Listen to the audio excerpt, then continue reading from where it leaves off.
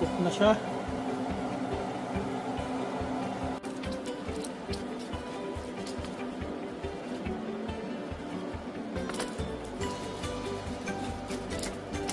Guys,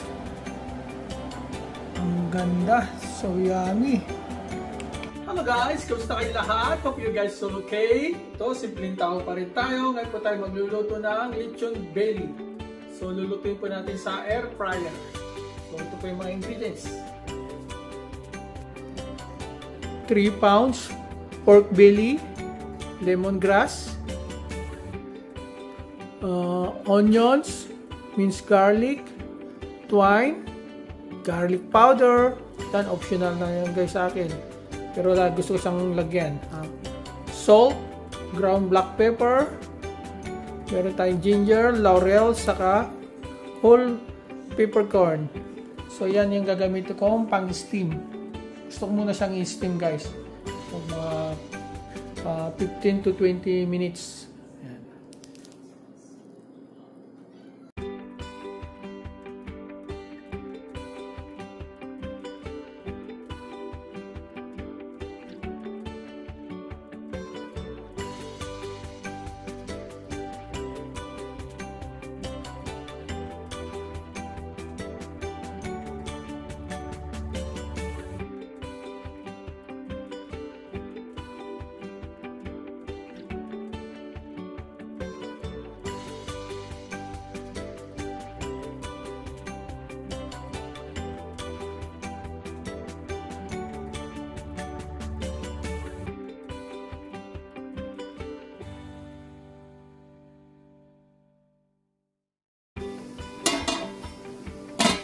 Guys, malapit na mag 60.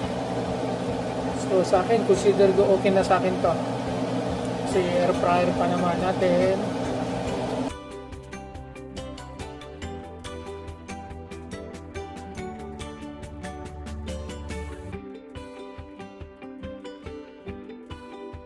Apply natin ng asin.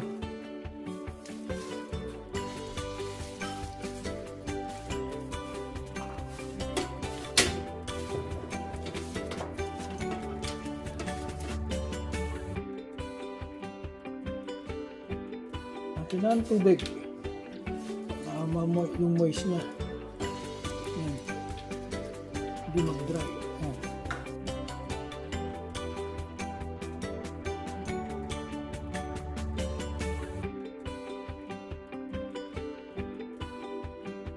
Set ko na 1 hour. Air fryer ng 300 degrees. Ngayon, abatan ko ang kanya pagka-crispiness para sa loob, yung loob niya na rin ay malito. Although, na-steam na natin siya. Every 10 minutes, inaano ko siya. Pinabaliktad ko para yung kulay niya balance sa akin.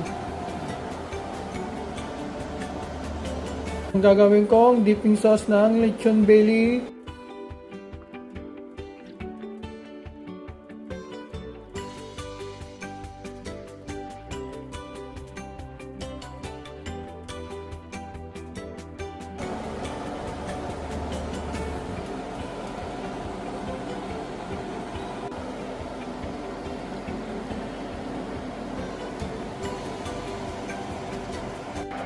Okay. Tapos na isang oras natin, check natin. Pero yung crispy niya natin.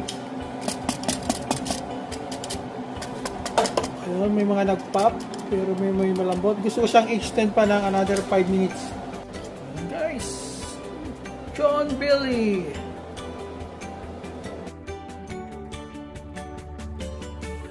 So guys, ganyan lang po kadali magluto ng lechon pork belly sa air fryer. Subscribe to my channel, like and share, comment down below. Peace on earth! So yun guys, oh.